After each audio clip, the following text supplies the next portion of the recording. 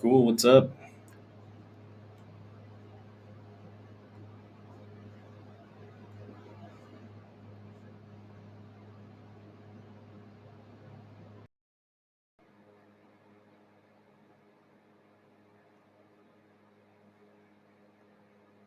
All right, good evening, beautiful souls and curious minds. Welcome to another riveting episode of the Know Your Pharmacist Livestream where we connect, collaborate, and elevate our wellness together. I'm your host, Dr. Joaquin Acosta, CEO of Pharmtrue, and I'm thrilled to have you join us on this enlightening journey today. Tonight, we've got a lineup that's both captivating and essential. We're going to brainstorm solutions, delve into expert science, and most importantly, create a space where you feel seen, heard, and empowered. Get ready for an interesting deep dive into the ethical dilemmas surrounding the opioid crisis. Going to dive into that. We'll explore also the cutting edge technology that's making healthcare more accessible and productive. And let's not forget our butt cancer case study, groundbreaking initiative that promises excellent outcomes starting October 4th. So we'll talk about that. Big shout out to our incredible show sponsors, Pharmtrue, High Horse, the Trichome Alliance, and Vado Speedway Park. Your support enables us to bring this great content to our amazing audience, guys.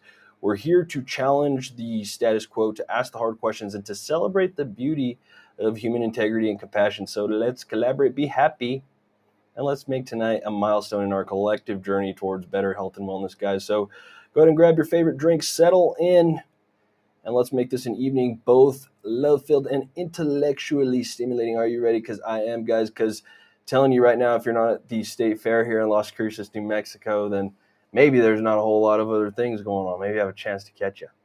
Just kidding. Anyways, now or in the future, I am excited to have you guys talking about McKinsey and Company. Though they had a $600 million lawsuit that's adding another $230 million on it to local governments and school districts over its role in the opioid crisis. Pretty insane. So basically, McKinsey and Co. is a consulting giant. And what they had was they had paid out over $640 million over its last involvement in the epidemic. But check this out. McKinsey had allegedly advised opioid makers like Purdue Pharma to step up sales calls to high prescribing OxyContin doctors and persuade them to up the doses. At least 3,000 state and local governments have sued opioid makers, distributors, and sellers over the crisis per Bloomberg, and the total payout is expected to top $50 billion. So that's crazy. Think about that back in the day. This company, McKinsey and Company, you know, literally advising, Purdue Pharmas to step up all their sales teams to call doctors, create those relationships with doctors, to tell doctors to up the dose of opioids. And that's, as alarming as that really is, it's real, right? That really happened. This is an epidemic that we now have to reverse slowly over time. And we're doing it, steps at a time. Some businesses are not even making it out of this, and pharmacy wise, right? So that's insane. Like Purdue Pharma and those guys, they may be able to go bankrupt and open up under another something else, but again, it's tougher for, other pharmacies like Rite Aid, guys. There's big things that are happening in that industry that are continuing to shake. Obviously, with, I've been talking about the walkouts that have been happening. There's already, I think, now a walkout plan for Walgreens in the first 2 weeks of October. So very, very interesting. Hopefully, at least, something, can at least get acknowledged and some true change. This is right. Like the true call of pizza is not enough, right? You can't just say Jimmy John's and then go back to your, hellhole. So that's not the way it works anymore. Hopefully there's a little bit of change, but, looking at what McKinsey and Company is being held responsible for, being a driver in the opioid crisis, well, literally they've got local governments, Native American tribes, as well as cities literally suing them. And, this is an ethical matter because you don't know exactly where those sales calls and those relationships lead to in the future or in the past, where that got big so fast. How has the United States become the biggest consumer of opioids out of any single country in the entire world? why did we go so far down the rabbit hole? Really, so looking at those big lawsuits, hundreds of millions of dollars, billions of dollars, but really what needs to be healed is, our capacity to provide healthcare appropriately, and it's gotten so much better since over the last even 10 years, guys.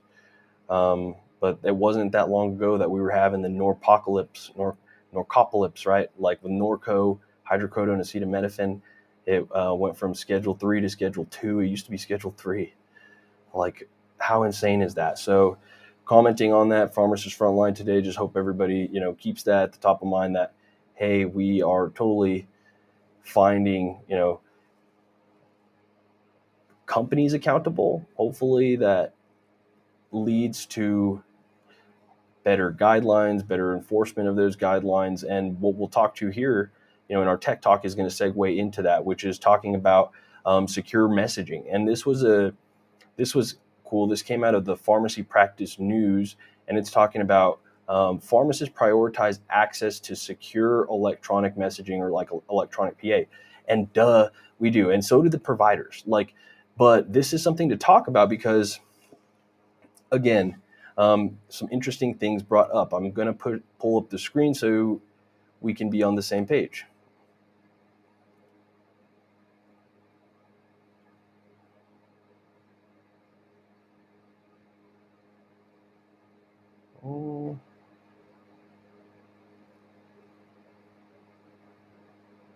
Exactly. So pharmacists prioritize access to secure electronic messaging.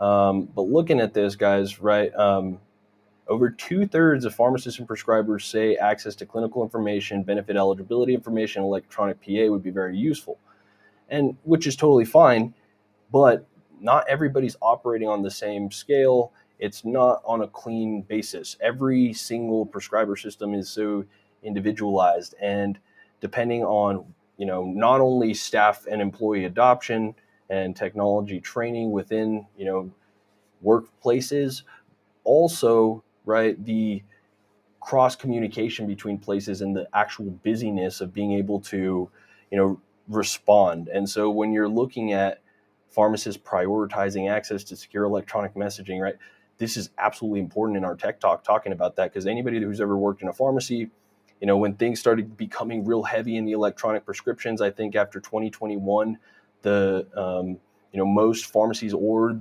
the DEA started requiring that that prescription C2 through C5 controlled substances be sent. And excuse me, this was the state of New Mexico. I'm sorry, but that they be sent electronically. So it really started with Walmart. I think they were the first guys to do it back sometime between 2018 and 2021, and then like the state of New Mexico from there had taken its own stance. You have to be e-scribed. Granted, pharmacists can override that with their own, judgment here in this state and catch up with a, note in the system and all that, but it's not supposed to be a regular thing. It's supposed to be a one-off thing. Anyways, when you're talking about access to secure and electronic messaging right now, if you guys would think that you can't talk, it would be easier for me to get a hold of a doctor messaging them on Facebook than trying to get a hold of them on, whatever, right? And that's just an example. And granted, if you started contacting a prescriber on Facebook to do business, they're going to stop, talking to you. And that's not how it's going to work. But again, some of these prescribers' offices, especially in the state of New Mexico, where healthcare access is a big thing, are absolutely overrun. It's very hard to get the prescribers on the phone because they're in clinic all day. They're with patients all day long. You know what I mean? So not only are there patients, caregivers, and whoever else calling in, you've got pharmacies calling in trying to coordinate medication, a big one, right? Maybe nurses, whatever it may be, facilities, right? And so you look at the way that facilities and pharmacies and doctors' offices and hospitals all communicate. It's all very singular right now. Or it's all very independent. There's one, electronic prescribing system that everybody has access to, but it's very sloppy. It doesn't have it's not like instant messenger by any means that you can go in and leave specific messages. Granted, you can do like refill request, general ones from patient profiles, maybe slip in a note on there and it comes into a weird part in the screen and the providers never see it and things like that. And sometimes, on the pharmacy side, obviously with the scripts that come in, it's our job to make sure that every line, matches what comes out. However, sometimes there's errors on the pharmacy side, but the other side of, if you're trying to fax a doctor's office for refills, or if you're trying to electronically, poke them or call them, sometimes it can get so dang busy that you can never get through. The pharmacies are just the same, right? And so when the pharmacy makes that one, moment out of their time, out of their day to call a doctor's office, it would be nice to be able to get them on the phone, and vice versa. And it doesn't happen. That's just the reality of it. So looking at prioritizing access to secure electronic messaging and where that, like SureScripts and this technology could possibly be, it would be awesome to get that completely beefed up. So this one talks about like electronic prior authorization. And that's cool because electronic prior authorization, right, usually do take, unless you have like a Cover My Meds account as the pharmacy, you can't necessarily initiate a prior auth from, your system. And if you were able to help providers do prior auths and talk about the prior auths, not only with the insurance, but with the pharmacy, with the doctor's office, in a very uniform platform, you'd be looking at, right, a very, very cool situation where electronic messaging could actually be very efficient in healthcare. And right now, it's probably at the least efficient it's ever been. Like for instance, if you're a pharmacy here and you pick up a facility, right? Some facilities that are at the top of their game, you're going to be emailing them. Some facilities that aren't at the top of their game, it's pencil and paper everything, and phone calls and faxing, right? And it's a very different range of what you get right now. And there's no standardization in terms of the technology that they need to use and to ensure that, granted, the laws are there and everybody's, went to school to learn those laws and to, work at the top of their license. And that's totally cool. It's just not that efficient, especially when we look at the outcomes that are already in our state. So I think it's important to talk about in our tech talk. And for you guys that are in pharmacy or not, and or in healthcare, definitely would understand that. And, even if you're not in healthcare, I think it's important to just recognize, hey, there is better ways to make that happen. And so moving on to this, guys, to Tulane University, barriers to communication in healthcare. And this goes both ways. So not only, patients to providers, but providers to providers, right? So when you really look at it, communication is a foundational component to every single layer of the healthcare system, but often it's problematic. Again, right? It's not something granted, it's in undergrad, you go to school or you go for communications, but right, really executing communication means, being able to communicate with somebody else, whether verbally or non-verbally, and, work towards something together, collaborating, right? Or sending a message that you mean to send intentionally, right? And in the workplace, in the healthcare system, that becomes very, difficult, especially when you look at ranks within the system, especially when you look at the workload in the environments, when you look at all of that in an entire range of things, right? We're looking at the pharmacy walkouts right now in CVS and things in Kansas City. They're walking out because the working conditions are terrible. Those pharmacists, it sucks to have to be so strapped for time that you've got 200 shots backlogged, right? Like thousands of prescriptions that you have yet to fill in lines out every single door. You're of course probably pretty pissed off doing your job all day, pretty frustrated, pretty worried about losing your license, and trying to hit all the numbers as you run on the corporate hamster wheel. And, for those that do, absolutely, that's awesome. And I commend that. I'm just saying that, communication there is not something that gets taught. It's not. And so you get taught in lab, right, how to, talk to a patient, how to do the open-ended healthcare and things. But what about that patient who's your frequent flyer right, who might be really in some absolute special needs, and you are in busier situations, or what that might be. How are you going to address that patient? How is that patient going to address you? How are you going to address their providers when you need to get something done? Whatever that may be. And you look at the things that patients may consider a barrier, right, to a communication and care, whether it's that they're intimidated by the white coat or their provider. They don't think their provider's truly listening to them. They just think that they're just some conglomerate of, right, meat sack sitting in front of them. You don't want to feel like that. Feel disrespected by the request to disclose. They question medical advice in general. They struggle with physical or psychological trauma. So again, as providers, you have to somehow flesh out a good relationship and not have that. Patients can have that because these healthcare systems have, pushed people around all over the place. And, an enlightening thing would just to be obviously cognizant of, these things, especially as we go into the busier time of year when you actually might get sick, or you actually might need to go to, see the doctor for whatever reason. And, again, you should not feel intimidated by your healthcare provider. You should be able to feel empowered about your healthcare.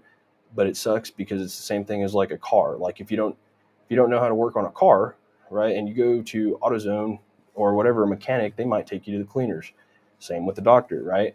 And so you feel reluctant to whatever that might be, and it just creates issues. So you can understand that. And again, disclosing that both ways to your provider, if that's how you feel about something, let them know. It's a good way to air out the air.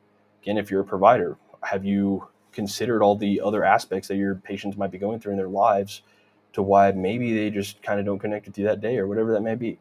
Or another healthcare provider, right? If it's a nurse's aide at another facility, or a actual doctor on the phone, right, or whatever their medical assistant may be, any of the sort, right? A lot of people are busy and in a hurry, and communicating and being efficient is obviously a important task, but it's easy to, again, feel stretched thin and start making mistakes. And where that happens to be the person that suffers usually is, right, the patient. And again, patient, if you have bad communication, it's a wall of terrible communication, then yes, your health outcomes are probably going to be less than somebody who has better communication. Same, with your providers. So again, we talked about it earlier this week, talking weirdly about medical hexing and some of those terms, out of the University of Arizona Regenerative Medicine Group, Dr. Andrew Weiss, and all that cool stuff. But it's important when you look at, again, healthcare leaders, healthcare organizations, listening to one another, connecting, and making that kind of hive grow in the best possible way. So, here, strategies for effective healthcare communication, according to Tulane University, sitting down and being humble, the BAID technique. BAID technique guides providers to ask patient questions that solicit, more information and develop rapport. Again, this is not, we didn't learn the BAID technique in school. We learned open-ended questions and things like that. But again, this one was cool. Background, effect, trouble, handling, empathy. What's going on in your life? How is it affecting you? What troubles you most about the situation? How has this been handling you so far? That sounds, whatever. Again, if you're a patient, and do you even know how to talk about your life? Would you be able to communicate it effectively? And again, doctors should be good at pulling and drawing that out of you, but those are all barriers. Those are all real things. And that's, our Enlightenment Hour. All things to consider, try to give a nod to your fellow human being as they, go throughout life, and especially in healthcare, especially as we go into this deep winter season. Trifecta, flu, COVID, RSV. It's going to be, of course, fun for everybody. And the shots are already picking up. It's already the end of September. And shoot, in the middle of the country right now, they've got 22 pharmacies that are, very, very affected, or even more. But anyways, guys, moving on to our Herbal Wellness Corner. brought to you by High Horse Cannabis. We're really proud to announce the butt cancer case study, guys. We're rolling this thing out on Monday, October 4th. So all of our butt cancer enrollees will be getting their 1 cent Rick Simpson oil starting their treatment. And if you guys want to hear a little sneak peek or a preview about what their treatment's going to be, so they're going to be doing the Rick Simpson oil protocol here. So the goal of the Rick Simpson oil protocol is to consume 60 grams of Rick Simpson oil over a 90-day period. It is a significant amount. So again, our patients do need to start low and go slow. We are even asking them if they would like, they can purchase a milligram scale all the way out to really get accurate on the dosing. But the syringes that the full spectrum oil comes in does have scoring. So you will be able to see out by 100 milligrams at a time how much full spectrum oil is moved.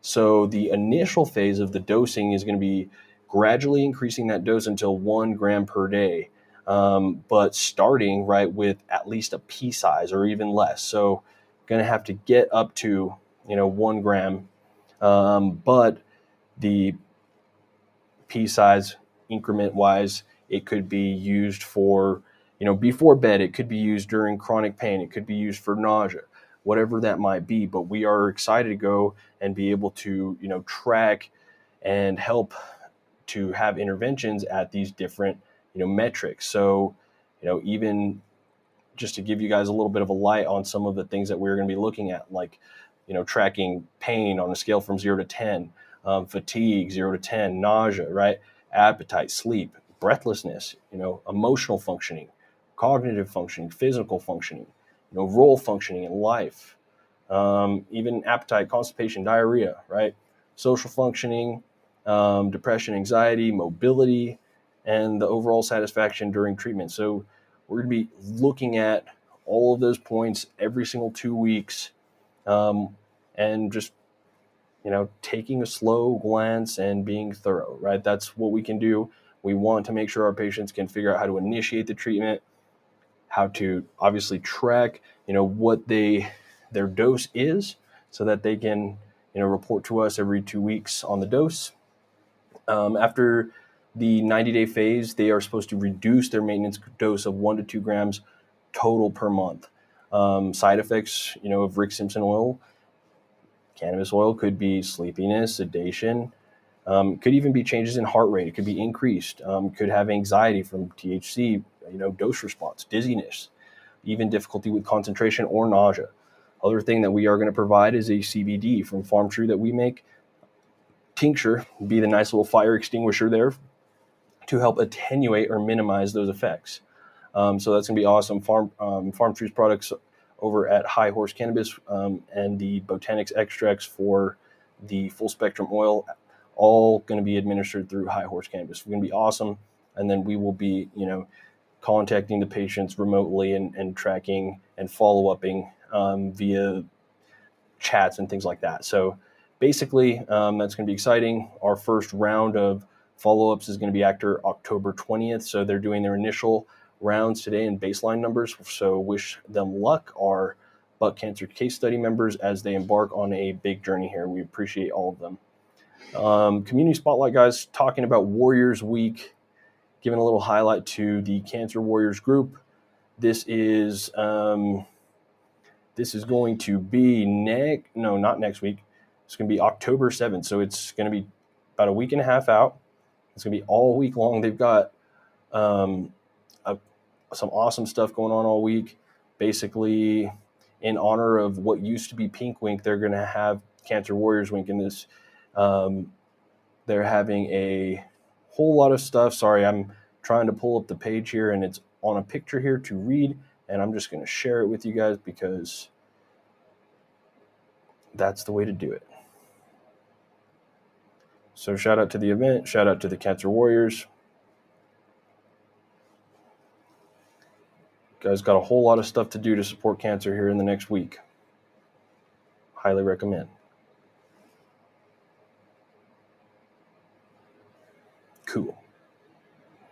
All right, guys, last Thursday evening, talking Men's Health Minute.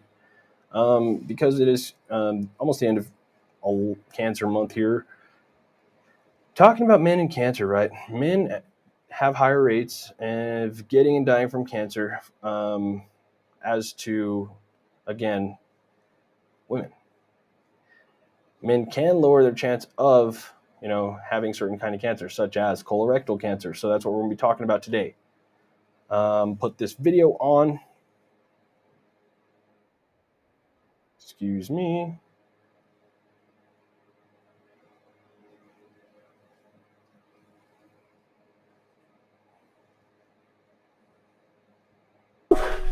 You got a minute? Of course, Pop. What's up? As you get older, you may notice that your body is starting to change. You do realize I'm 45 years old, right? You might be feeling curious. Are you talking to me? You may be asking yourself, what's happening to me? That's exactly what I'm thinking right now. In fact, some of your older friends might already be doing it. So, I got you this from the doctor. Your mother and I have done it, and we're happy to tell you all about it.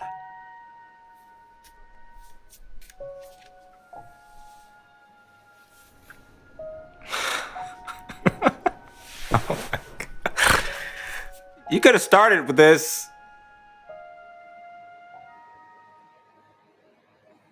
So anyways, minus the kind of awkward, cheesy conversation in that video.